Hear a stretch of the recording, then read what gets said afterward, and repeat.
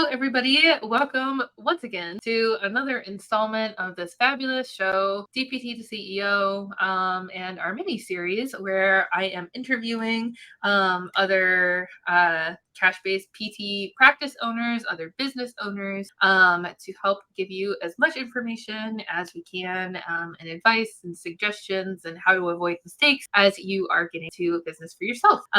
So I am really excited to have our special guest on today. She is a returner to the series. She's been on here before. So welcome, Taylor, back to the show. Thank you. I'm glad to be here. For people who might not know you, can you tell us a little bit more about yourself, your journey? My journey is kind of a loaded story, but we'll get there. Who is this? Yeah. Okay. So yeah, my name is Taylor Kirk. I am the owner and operator of Taylor Danielle Creative, which is a digital marketing business for physical therapy practices. So a little bit about me, like just my backstory. I'm first and foremost a physical therapist. I graduated in 2020 in the heat of the pandemic. So I kind of just entered right in. And I guess like my normal was working through the pandemic. So I didn't know anything different, which was probably good. But yeah, so I kind of flew right into working in the outpatient setting. And from the time I was about 15 years old, I knew that I wanted to be a physical therapist. It was really unfortunate because when I started working, it didn't take very, very long for me to experience that sense of burnout, just working in a busy outpatient setting and just seeing way too many patients a day. So after that, I kind of dabbled in some home health and then finally landed in a hospital-based outpatient clinic. And I also did some inpatient while at that facility. And just, I liked that role a lot better. It gave me some variety. And I really felt like, for the most part, I was supported at that facility. But, about a year in, I was still kind of like, I don't really know if this is what I want to do for the next 40 years of my life. Like that just seemed really daunting. My husband had taken a job and he had started traveling for work. And so I had kind of already started like brainstorming, like how can I use my skills, but also like be flexible so that I can travel with him. And so that's kind of when I started searching, and that's when I landed on Morgan's stuff. So I kind of just dove into all of the content that she offered. I listened to her podcast when I drove on my commute to work, downloaded her ebook, watched her YouTube videos. So by the time that I like met with you, I felt like I really knew you, which was awesome. And just had that like sense of like, okay, this person, like, even though you're a complete stranger, I feel like you genuinely care about us, the ones you work with, and, you want us to succeed. So I was super gung-ho. I'm going to start my own business. It's going to be virtual so I can try to travel with my husband. I had what's called a non-compete, which most PTs are probably pretty aware of what that is. But essentially, like, I just couldn't practice as a physical therapist for a certain amount of time within a certain mileage of radius, which, okay, whatever. So I decided I'm going to start a women's wellness coaching business. My main interest at the time was like the prenatal, pregnancy, and postpartum population. So I was like, okay, let's develop like some type of course or viable package for this population that kind of hits all of the areas of wellness, the dimensions of wellness. And lo and behold, my company said, you can't do that. And I just remember being like on one of our coaching calls and just like being at like the lowest of the low and just ugly crying in front of you, which I felt so bad. I was like, oh my gosh, like, No. You barely know me, and I'm just bawling. If I've learned anything throughout this process is like just being open to whatever opportunities came my way. Was like, it was so humbling, but yet it was also so exciting, and it just so happened that like Morgan needed help because of all the different things that like she was doing. And essentially like she just was like, hey, you're kind of good at creating things content wise and you're kind of okay with graphic design. Do you want to like help? I was like, yeah, sure. And I think like just through all this, I found like an unidentified passion that, I had had some experience with before, but had never really like pursued, just because it was, something that I feel like in high school, they tell you like, don't go to school for journalism. You won't make any money. Don't go to school for this, like this and that, and marketing and communications. Like, that's just not a good major. You won't make money. And like, that's totally not true. That's just so And so like, I think like some of my background, and then also just like learning, the valuable lessons of like how to run a business and how to launch a business and how to market your business, like all of that really just kind of led me to where I am today. And just seeing like the importance and the benefits of really just diving headfirst into that digital marketing, for any business. I mean, it's the same strategies no matter what business it is. And so that's kind of led me to where I'm at. And about 2 weeks ago, I'm full-time being a digital marketer, which is so fun. And I've had a couple clients, and I've got a couple more prospective clients lined up over the next couple weeks, and that was a lot. I hope it's okay. It was really long-winded. Yeah. No, that's so helpful, and like I really appreciate you sharing your story, and like your story is your story, and it matters, and like you wouldn't be where you are today without going through everything that you did have to go through in order to get here. And it's super powerful, because I think it really it shows other people who are maybe right now dealing with what you and I have dealt with in the past, that there's a way to make something else of your life. Whether it is starting your own practice or getting into digital marketing or else for business, or you completely change careers and do something else. Like it's a possibility. And I think for like a long time, and I probably still kind of like low key struggle with this as well, like the identity of being a like staff physical therapist is so like ingrained in you that it can be really hard to kind of like part with that a little bit. I guess like one piece of advice, for our listeners is that just know that it's okay if you change your career. It's okay if you stop working altogether, as long as you have some kind of plan. It's okay to change what you're doing, and that like you as a person, like your identity is not physical therapist, it's you, like you first, and physical therapy is just something that we happen to do, but you're, so much more than that. I think your story is a really good example of what I'm sure a lot of people out there are going through. And it's like you were saying, it's nice to know that you're not alone, and that there are other people out there have dealt with what you're dealing with or going through the same thing. And I wouldn't change it. I mean, I know it was rough there for a little bit, but I think that I learned just a lot through all of that like trial of trying to figure out what I was going to do. And long term, I've always felt the same way. Like I am a PT, like that's what I do. That's who I am. And that's just the farther that I'm kind of getting away from that, it's easier to be like, okay, that's a skill that I have. That's something that I always will have in like my back pocket. If I ever like need to go work somewhere because I have to make money, or if I'm just missing it,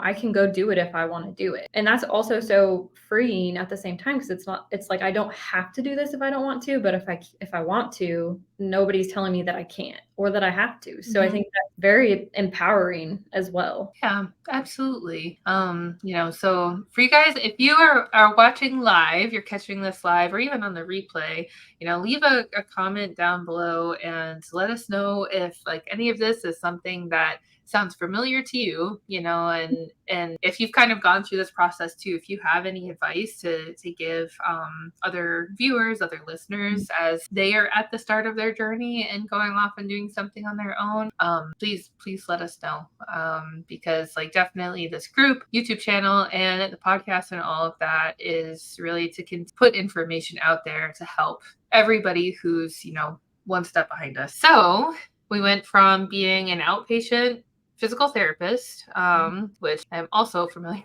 with, doing home health, doing hospital-based outpatient, and you said some inpatient as well, to getting into wanting to start your own practice, and then wanting to do like women's health coaching, now doing digital marketing. I think that, like that, it resonates with me a lot, which I think we probably have talked about before, because I had done the same thing in a way. And I want to like use these, like your story, my story, as an example of like, if you start a business, it might not be like your first version of it might not be the thing that you stick with for the long term. Absolutely. More than likely, you're going to go through a few iterations of something before you get really comfortable and confident in what it is that you're doing. And that is also okay. Because like, I think for me, I was doing home health and didn't really like it. And then I, thought about leaving the profession altogether. I was going to do wellness coaching, and then I had thought about doing like productivity coaching, or even like like money finance coaching kind of stuff. Mhm. And then I ended up starting my practice, which was in a gym, and then it was Mhm. online, and then it was mobile, and then it was back in a gym, and then it was at my house. uh and went from that, and then went to business coaching, which like I'm still doing, and then went into digital marketing, also Mhm. still doing, so still doing a few different things, but like I tried so many different things before I Mhm. got to where I am now. And I'm sure, like a year from now, 5 years from now, it won't look the same, and I think that like sometimes that's like a fear that people have, is that they're not going to pick like the right thing the Yeah. first time around. And guess what? You probably won't. So we can just not be afraid of it, because it's probably going to happen. Yeah. So I started as an intern for you in November of last year. So coming up on a year, which is Mhm. wild. Like even in the last almost year, I've found things like just within like the digital marketing realm that I'm like, I really like this and I'm not so crazy about this. And even like starting out, I'm like, okay, I want to offer this like comprehensive marketing package for people and physical therapy practice owners. And now I'm like, do I really want to do that? Or do I want to like scale it down to something more, I don't know, simplistic and easier to manage? Like just a content marketing package. And I think you're so right. Like there's never going to be just this like set in stone, like I am a digital marketer and that's all I do. Because I mean, I don't know how you are, but I get bored. I get bored. Oh I'm yeah. looking for new things. And I'm like, and I think like that, even as just like a physical therapist and like any other healthcare provider, we enjoy learning, and like that lifelong learning is still ingrained in us. So the more skills we learn, the new things we learn, we're going to find different, interests that we, that like Mhm. that we want to go like that route. So just whatever you feel like at the time, do it. And if it doesn't work out, Yeah. there's a billion other things that you can do. Yeah, absolutely. Like I think that, one of the things that's going to help you be like the most successful, at least like with your first business, is something that you're passionate about. Because Mhm. like if you don't really care, it's so hard to get yourself to actually do the things that you do in order to make money, and I know that there are business owners out there who like they specifically sell whatever they sell Mhm. because they can make money doing it, and like that's kind of the drive, which is fine. Yeah. But I also know for me that if I don't have like a personal stake in what I'm doing, like a personal interest, Mhm. it's not going to go very far. Well, I guess maybe getting a little bit more into the digital marketing stuff, for people who are not so familiar with what can digital marketing entail? Yeah, well, way too many things. We might not have time for all of it. But I mean, I would say like my biggest interest right now is definitely the content marketing. And that really can be anything from social media. So long form, short form, written, video, audio, social media, email marketing, like all of that. Like that's kind of where I'm at as far as like what I've found where I really enjoy doing it like consistently all the time. And then there's website building or website rebuilding, rebranding, search engine optimization is huge with all of it. But essentially, like the whole point of digital marketing is to market your practice so that you generate leads. Like you show your audience who you are so that they know, like, and trust you, and they're more willing to work with you. So, and as we all know, the digital world is booming. So we must be a part of it, whether we want to or not.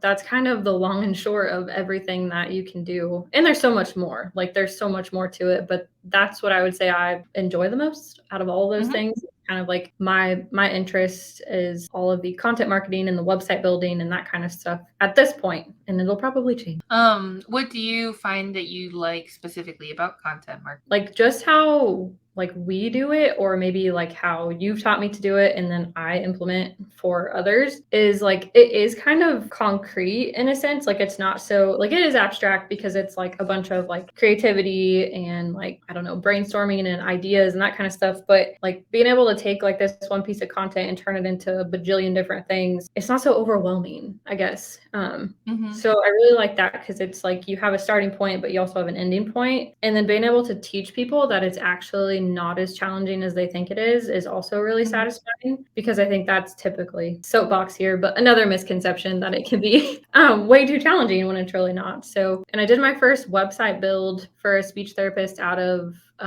Rockwell, Texas. And, I think with that, it was just so fun to take somebody else's vision and then like put it onto paper, digital paper, of course. And like just really let like my creative side flow, whatever I felt like looked good, or whatever I felt like, as far as like, obviously there's technical pieces to the website building, but like the design itself, I feel like is what gives me the most satisfaction out of everything. And I think that kind of relates to the content marketing as well. There's tons of design that goes into different pieces of content, and it's not just like, I don't know, you have to actually think about it. So in a sense, it's a little bit therapeutic to be able to just let your creative side just kind of flow and see what comes out. Yeah, absolutely. I mean, I love building websites.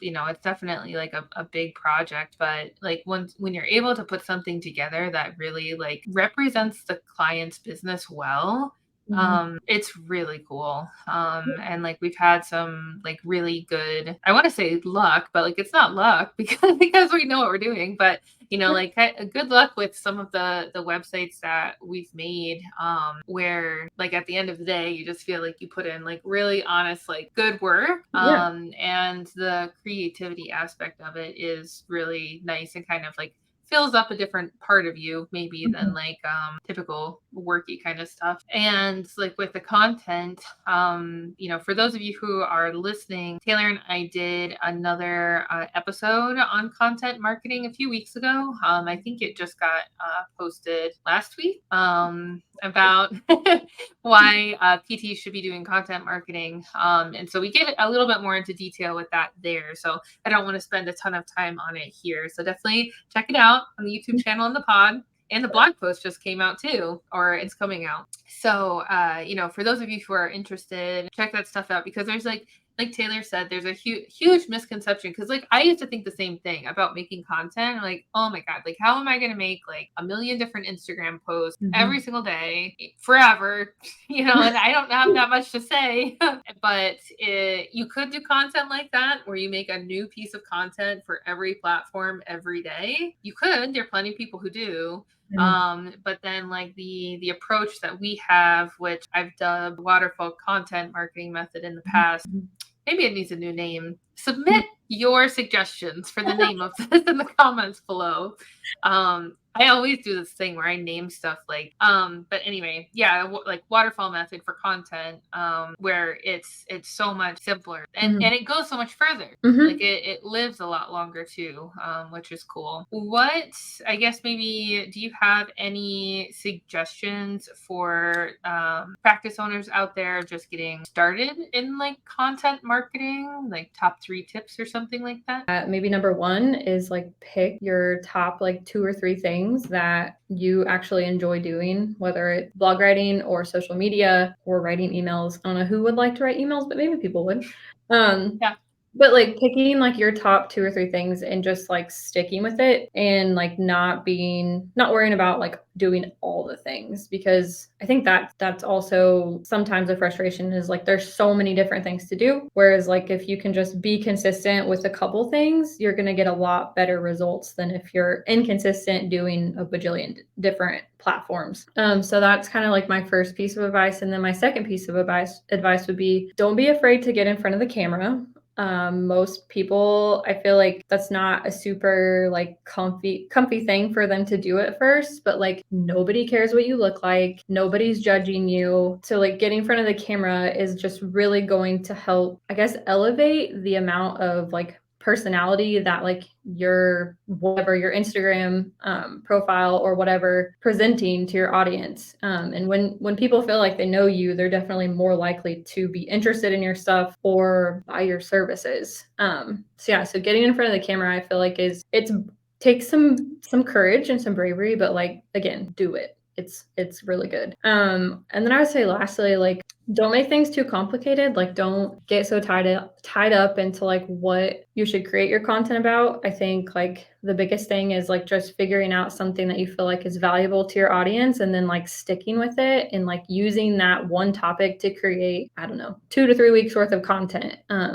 Again, that kind of comes back to what you were talking about with the waterfall content method. But and like I've been told, which just blows my mind, like I've been told by other physical therapists that, you know, do all of their own digital marketing, that are doing like different topic of content like all of the time, you know, they feel burned out on it. Like they know that it's not sustainable, but they continue to do it because they feel like they have to. And I just think that that is just too much work. Work smarter, not harder, people. I mean, at the end of the day, Yeah. if you can just Yeah. pick a topic or two and fill a month's worth of content, like you're going to feel so much better than if you're trying to think of something to talk about every single time that you get on Instagram. It's not sustainable. Right. Like because especially if like you're a practice owner and you also have like a full caseload of Right. patients, you do have to be your own marketing team. Unless at some point you decide to hire people like us. But if you could hire somebody eventually, but while you're still doing the marketing yourself, like you have to do it in a way where you can also still treat patients and not completely like lose yourself to just working all the time. Because for a Yeah. lot of us, we left like the clinic life, or a home health life or whatever, hospital life, so that you could have more time, and you're not dedicating all of your time constantly to business stuff, which you can do if it's fun for you. If you like that, then that's fine. But Yeah. you don't have to. And I love that advice, Taylor. I think that was spot on and super helpful. Like there's so many platforms out there, and being able to just master two. Most people say master one, and like the reason why I say master two is because like we support the intention of repurposing content. Right. So instead of just constantly making a new post on Instagram every day, which you could do, instead potentially creating content on a long form platform that you can then repurpose into short form, you're going to be able to spread your net a little bit wider without really putting in that much extra work. But getting really good at that and creating a schedule that works well for you is ultimately like the best plan. Because I think so I get asked sometimes, and I'd love to know like your thoughts on this too, but like one question that I'll get when it comes to content is, how often should I be posting? I have kind of like what I suggested to somebody last week, but what is your suggestion? I mean, I feel like if you're picking your two platforms to be on, if you're posting at least once a week on each of them, I think that's going to be sufficient to let your audience know like you're still alive, you're still doing the thing that you're trying to tell them that you're doing, and like it's not so overwhelming, which I mean, some people might say different, but I feel like you're on those platforms at least once a week, you're going to still have that consistent following. Yeah, for sure. Like it can never be like I post something this month and then once in December. These are kind of like my like baseline things, I would say. And like I'm not an expert on all of the platforms, so I'm sure that everybody has different opinions on this. Yeah. But from the research that I've done, the courses I've taken, what I've learned is if you are going to post on YouTube, best practice is at least once.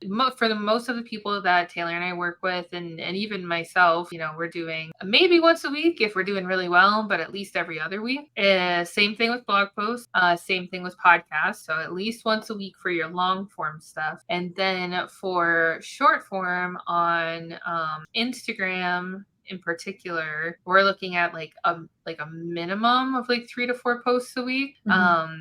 What I have seen some people report that they see better results if they post every day. And same thing TikTok. But I think it kind of depends. And that would definitely take a little bit more research. Email, bounce back and forth between once a week and every other week. I think staying consistent like every other week works out pretty well for us. I should check my like unsubscribe rate and see what we're at. But I've just found that I know like when I get more like marketing emails from people that are on their newsletters where we're talking like multiple times a week, I find myself not opening them most of the time. I would agree.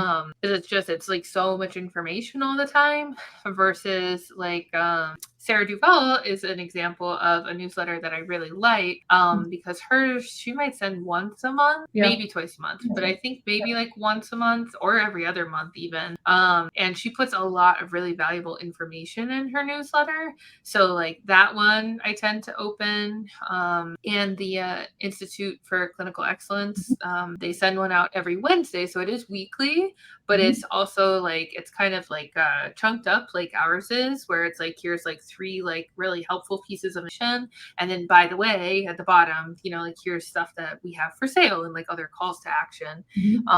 But yeah, for like the businesses where I get them like every other day, not usually, And I would say like that just kind of goes for like regular routine emails. Of course, if you are doing a promotion, which we might be doing here shortly, like I totally understand businesses sending out more emails. It's just when it's like 365 days of the year and you get 365 emails, that's like a lot. Those are kind of some of my thoughts on that. But everybody's different, and you always have to just pay attention to your audience and like what they're responding to, how they're reacting. Take a look at your data, and that'll help to you to more informed decision marketing moving forward. Yeah, track your data. Don't be like me and don't do it.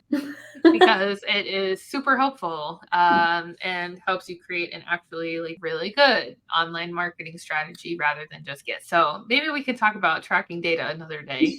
I don't know if you have anything that you want to like touch on as far as like pelvic floor stuff or women's health stuff goes, because I know that you're getting into that a little bit. But I guess what's been kind of your experience in that arena, and do you have any suggestions for people who are in it? Yeah, you're talking more like clinical practice, I'm assuming. Yeah. Let me see. So my interest in pelvic, I would say started more like over a year ago.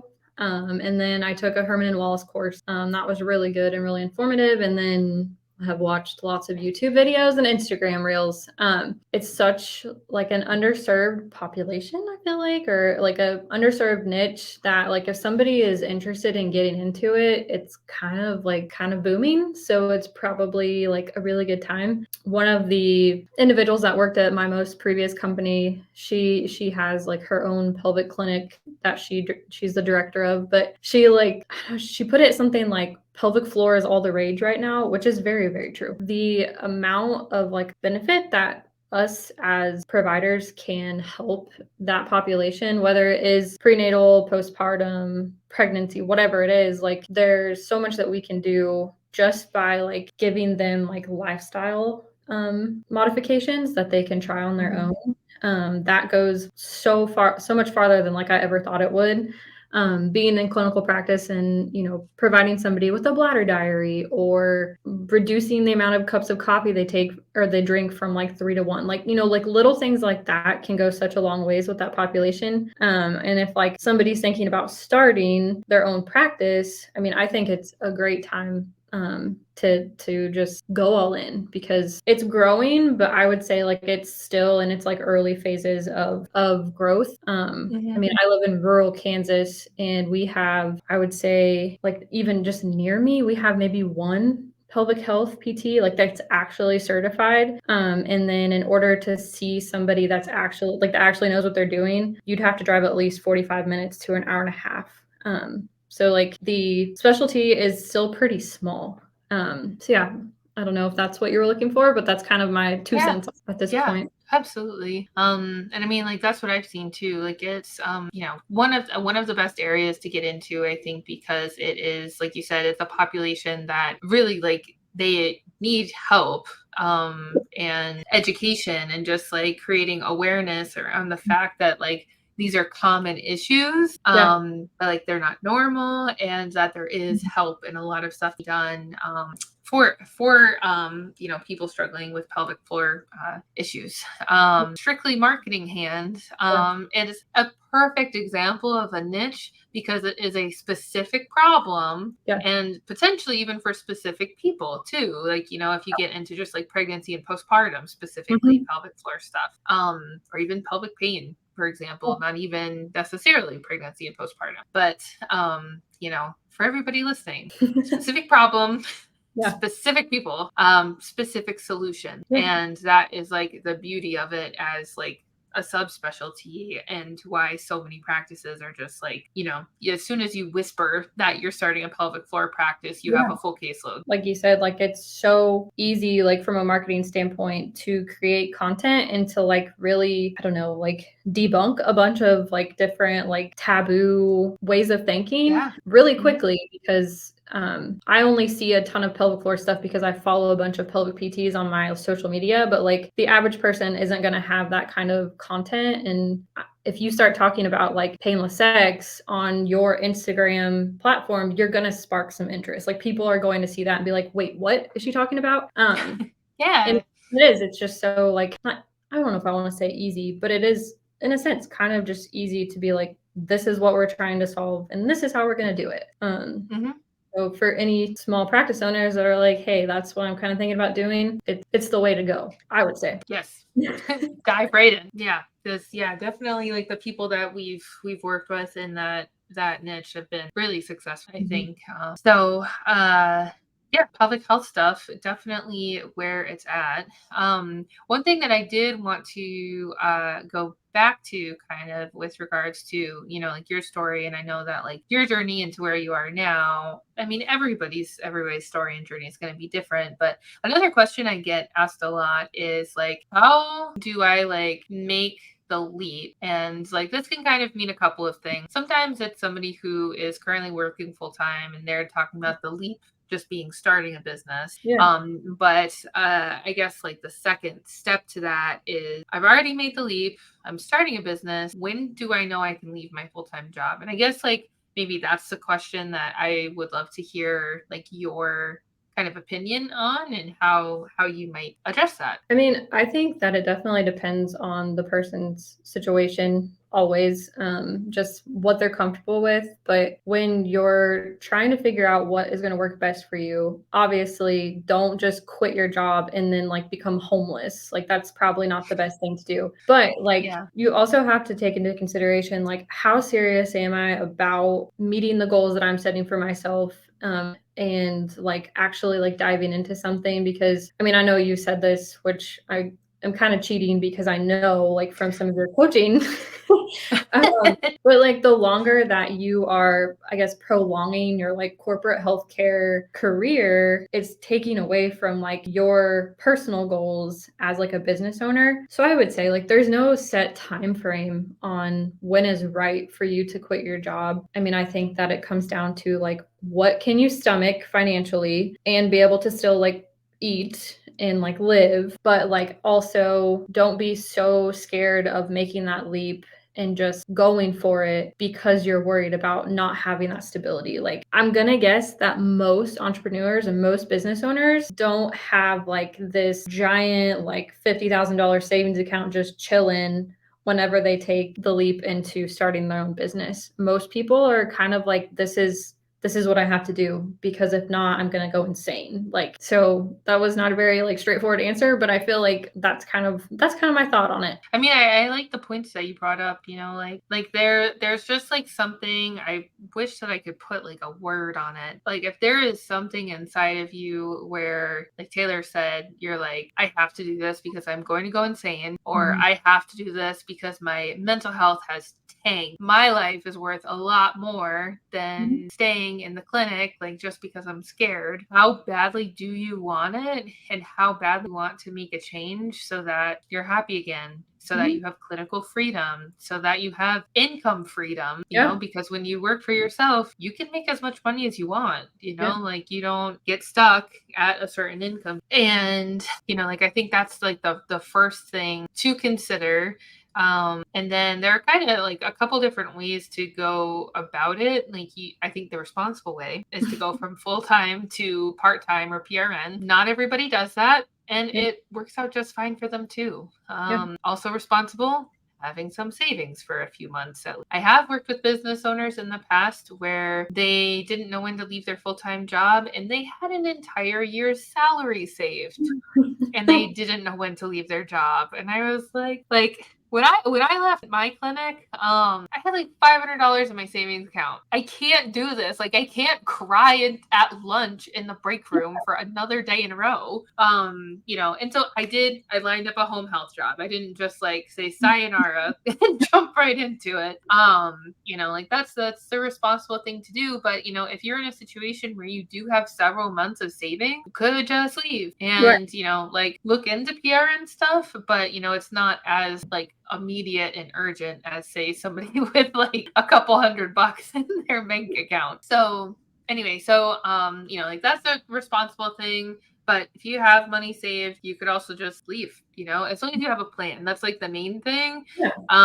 And another way that business owners have done it is where if they're working full time, maybe they have a caseload goal. And I think I got this from Jeff, who was on the pod a while ago, and also like worked with us in this program before, where like he suggested, I think, say you have your caseload where an ideal caseload for you maybe is 10 people, and for everybody it's totally different. But say ideal caseload without your full-time job is 10 people. Sounds like a dream, compared to like the clinic most of the time. That's like the full caseload that you want. What you need to do is decide that, like if 10 is ideal, you are going to put in your notice somewhere between having 50 to 75% of that caseload. So like the way that I think he kind of phrased it was, you have like what you think you need to leave 25%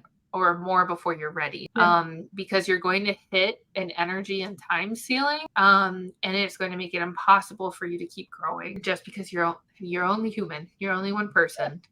So for people who are, like looking for kind of like objective information, that's like potentially like a little bit more objective, but you also still have to consider the mindset part of it too. I mean, I don't know. I think it just depends, like you said, depends on where people are at and what they're willing to do and what they're willing to sacrifice. But have a goal and stick to that goal and like hold yourself accountable for it. Yeah. And I mean, realize like the worst thing that could happen, it doesn't work, and then you go back to your job. Like I don't think I've ever left a place, even my first clinic where I was miserable, they still said like, let us know if you want to come back. Yeah. Like every place that I've left, which is a lot, has always said like, let us know if you want to come back. Like that's the bonus of having a license that bills. The beauty of being a healthcare worker, they always need more of us. I guess maybe like one question, or I guess maybe a couple of questions left. One question I had asked Karen that I thought was kind of interesting that I wanted to ask you as well, Taylor, is what is your favorite thing about running a business and your least favorite thing? Okay, I like that. My favorite thing I would say is like getting to, because I'm still like just kind of starting full time. I mean, I don't really know what my threshold is, but it's also kind of an exciting thing because I can just like, there's really no end in sight at this point. So like, I would say my favorite thing about being a business owner is that there's just, like you said, there's like essentially like you can work or as much or as little as you want, and there's no threshold to like the amount of money you can make, as well as like there's no limit on like what I can actually do with my business, and I think like I said before, that's kind of empowering and freeing. Like I can do whatever I want, whenever I want, which is awesome. And then I would say my least favorite thing, and I'm getting better at it, is reading. So you've been recommending Book Yourself Solid to me for I don't know how many months. Just over and over again. And I'm just like, and you can ask my husband, I hate to read. It's not like just because of the specific book. And so like last week I finally got it and I just like sat down and started reading it. And I'm like, okay, I can do this. And but I think like there's so much power in like reading and like gaining knowledge, that like that's something like as a business owner that I'm like personally working on myself, because there's so many great resources out there. It's just being able to absorb them. So right now that's where I'm working, Morgan, just so you know. I'm proud of you, Taylor. Like reading, I know some people love it, some people hate it, Some people are in between, and there's so much good information in books. Like, you know, and I don't read fast. I really wish I read faster. But it'll take me usually like a few months to get through like a business book. Like, I think I'm only maybe a little bit more than halfway through Book Yourself Solid, and I've been reading it for months since I recommended it to you. You know, but if you take your time to get through them, they can really give you like so many new ideas. And like in this book in particular, I know Taylor, you said you just started it, but like a lot of the information in there, you and I, we already know the stuff, you know, but it's the way that the author presents it.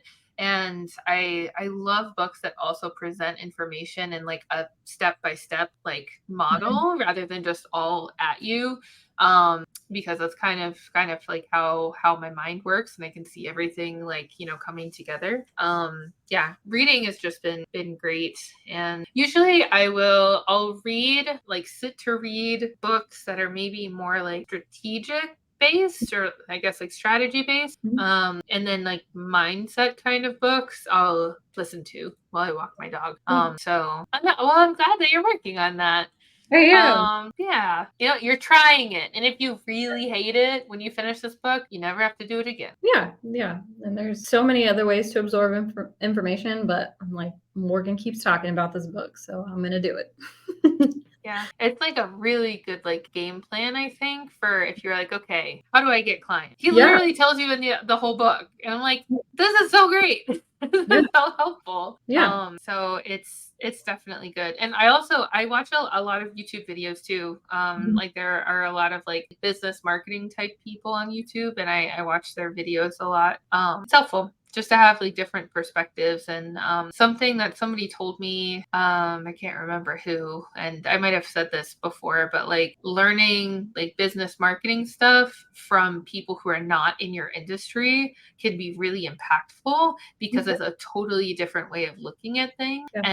You know, and even though there are going to be a lot of similarities, you'll still learn a lot if you kind of step out of, you know, in this example, step out of physical therapy and go learn about something else.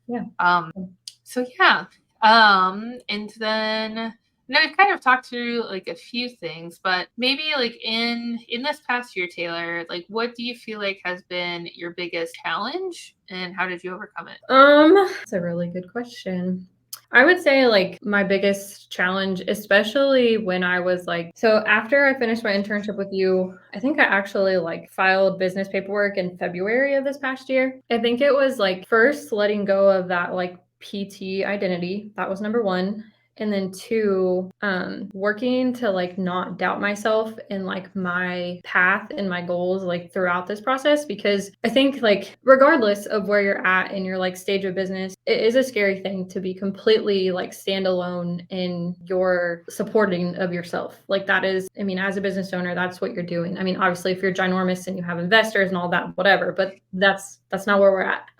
But I think like just constantly reminding myself, like, you can do this. It's going to be okay. And like at the end of the day, like you're going to get up every morning and you're going to put effort into something. And if it's not meant to be, then you're going to go a different route. And I think like just kind of like you were talking, like mindset is just a huge part of being a business owner, because I would say that like more often than not, I like make mistakes, or I'm learning new things that I've never done before. And it's never that like concrete feeling of like, all right, I'm going to go into this PT eval and I'm going to assess this person's back and I'm going to know what's wrong with them within like 15 minutes of talking with them. Like that's not how that's not how it works when you're an entrepreneur. Like there's too much information for you to learn. There's too many strategies for you to try to implement for you to just be constantly and consistently comfortable with it. So yeah, just kind of like shifting my mindset to being okay with not knowing what I'm doing. That's been a huge impact, a huge benefit, I guess. Yeah. You know, it's almost like taking you back to the days of like first internship and your CI has you do an eval and you're like, I don't know what I'm doing. I heard about these, but I didn't think I would actually have to really do one. Exactly. Yeah, no, I think that's a really good point, you know, and like we always talk about, like the learning is never done, the growing is never done. So just like being okay with that, you know, making your peace with that, which can be hard for a lot of us who are we really like checking things off. So yeah, good stuff, Taylor. Well then I think maybe just the last thing that I wanted to make sure that we touched on, you know, like you shared a ton of really good information tonight across all the things from PT to marketing, just business ownership in general. If our viewers / listeners want to reach out to you, where can they find you? Yeah. So I have a website. So it is www.taydanielle.com. My middle name is Danielle, so don't judge me. And then on Instagram, my handle is @taydaniellecreative. And that's usually, I mean, I'm on Facebook as well, but a lot of my content goes on Instagram and Facebook. So it's kind of all in the same things. But yeah, that's kind of the two main things finding me. Cool. Awesome. Well, great. Well, thank you so much for being here tonight, Taylor. It was a pleasure as usual. Thank you. Same to you. All right. Awesome. Well, thank you guys so much for being here and for checking out the episode. As always, you can find us on YouTube, Facebook group, podcast, my website, morganmeese.com for the blog posts and all the other things. And if you are a physical therapist, occupational therapist, healthcare provider, and you are wanting out of that clinic for good, please give me a shout, shoot me an email, or schedule a call with me, because we are accepting new clients to our business coaching program. I will look forward to seeing you on the next one. Have a good rest of your day.